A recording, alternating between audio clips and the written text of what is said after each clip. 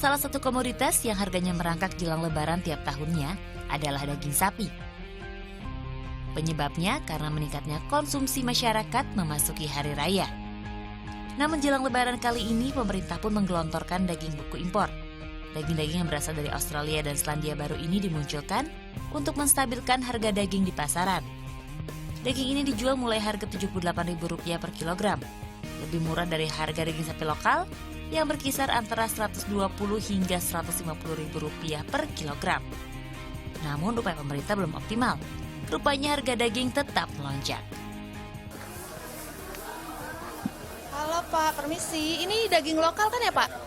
Harganya berapa Pak? Rp130.000. Ini belum ada penurunan harga Pak semenjak awal Ramadan kemarin. Kenapa Pak? Kan pemerintah udah menyuplai daging impor tuh, itu belum ada pengaruh sama sekali. Iya, karena di sini juga konsumennya nggak mau daging-daging yang Rp80.000 tuh nggak mau, yang lokal ini yang Rp130.000. Kalau harga dari RPH sendiri yang Bapak dapat itu berapa Pak? Ya antara mungkin Rp105.000 atau Rp110.000 gitu, dari harga belinya gitu. Terus ditambah biaya apa aja nih Pak sehingga harganya jadi Rp120 hingga Rp130? Biaya ongkos kirim, sama juga biaya bayar pajak juga kan di sini kan. Harga daging mahal disebabkan sulitnya distribusi sapi lokal.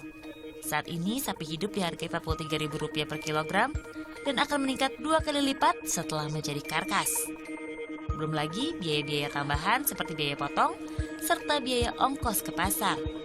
Sehingga harganya jauh lebih tinggi dari harga daging sapi beku.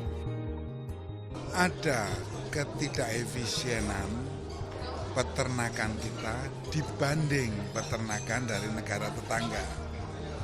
Misalnya gini, mereka punya lahan besar. Kan kalau kita lihat seperti di Welat sampai punya lahan pengembalaan 1,5 juta. Artinya apa? Dia sapi dilepas, kawin sendiri, beranak sendiri tanpa harus memerlukan banyak subsidi pakan. Sedang kita dengan lahan terbatas, apalagi di kandang, setiap bulan setiap hari harus kasih pakan, harus rawat, yang notabene ongkosnya nggak ringan. Meski mahal, daging sapi lokal masih diminati. Untuk menstabilkan harga daging di pasaran, pemerintah berupaya dengan cara mengimpor daging sapi impor beku yang harganya jauh lebih murah daripada daging sapi lokal yang berada di pasaran. Namun apakah ini akan menurunkan minat masyarakat terhadap daging sapi lokal selama ini? Mari kita tanyakan langsung. Selamat siang Ibu. Permisi, Ibu ini beli daging sapi apa Bu? Sapi. Kenapa nih Bu lebih milih daging sapi lokal dibandingkan sapi impor beku yang didatangkan oleh pemerintah? Kita juga nggak tahu ya kualitasnya seperti apa gitu. Anak-anak juga nggak pada mau. Katanya udah lain karena udah beku jadi udah. Jadi walaupun yang itu harganya jauh lebih murah tetap pilih sapi lokal? Enggak, iya tetap aja. Siap, terima kasih Ibu. Permisi Ibu. Ibu. Ya, Ibu ini beli daging sapi apa Bu? Daging sapi lokal. Ya. Bu, kenapa nih Bu lebih milih daging sapi lokal dibanding daging sapi impor beku yang didatangkan oleh pemerintah? Masalahnya bagusnya yang lokal. Apa Bu? Rasanya beda. Lebih fresh itu loh. Jadi walaupun yang sapi impor beku itu harganya jauh lebih murah, tetap beli sapi lokal ya Bu yang harganya lebih mahal? Masalahnya kan rasanya beda aja. Lebih fresh aja. Bagusan yang lokal kalau menurut saya. Terima kasih Bu. Jadi ternyata peminat daging sapi lokal masih tetap banyak dikarenakan kualitasnya yang menurut masyarakat lebih terpercaya. Walaupun dianggap memiliki kualitas berbeda, daging sapi beku tetap dicari dengan pertimbangan harganya yang lebih terjangkau. Ya kita ini aja iseng aja ya, soalnya ya namanya ibu rumah tangga, kita cari yang harga miring ya untuk kita sehari-hari aja. Itu untung-untungan ya, saya pikir. Saya pernah beli kurang bagus, tapi pernah beli lagi bagus. Ya mungkin karena di freezer kita nggak bisa lihat ya, memang harga miring. Ternyata jika ditelisik, keberadaan daging sapi beku yang dijual Rp80.000 per kilogram sebenarnya merugikan konsumen karena mengalami penyusutan volume.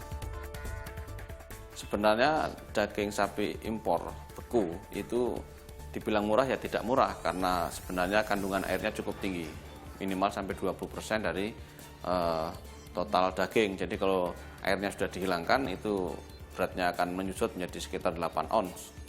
Nah, artinya konsumen membeli harga yang lebih mahal karena 2 onsnya itu hilang. Tim liputan pun membandingkan daging sapi lokal dan daging sapi beku impor yang sudah dibeli.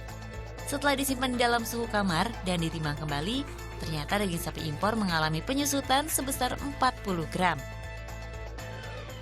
Kebutuhan nasional daging sapi masyarakat Indonesia belum sepenuhnya didukung oleh sapi lokal. Kebutuhan dalam setahun diperkirakan mencapai 674 ribu ton atau setara dengan 3,9 juta ekor sapi. 2,5 juta ekornya dipenuhi oleh sapi lokal dan sisanya 1,4 juta ekor dipenuhi dengan cara impor sapi. Selain itu, pemerintah juga membentuk tim lintas kementerian untuk memperpendek rantai pasok pangan. Nantinya sapi dari tempat penggemukan akan langsung didistribusikan ke koperasi. Solusi jangka pendek adalah kita operasi pasar besar-besaran. Jangka panjang kita membangun toko tani Indonesia yang bekerja sama dengan koperasi se-Jabodetabek. Dengan memotong rantai pasok yang dinilai terlalu panjang, diharapkan dapat menghasilkan harga yang lebih realistis kepada konsumen. Tidak hanya komoditas daging, namun juga komoditas bahan pokok lainnya. Dari Aurora, Bambang Adi melaporkan untuk NET.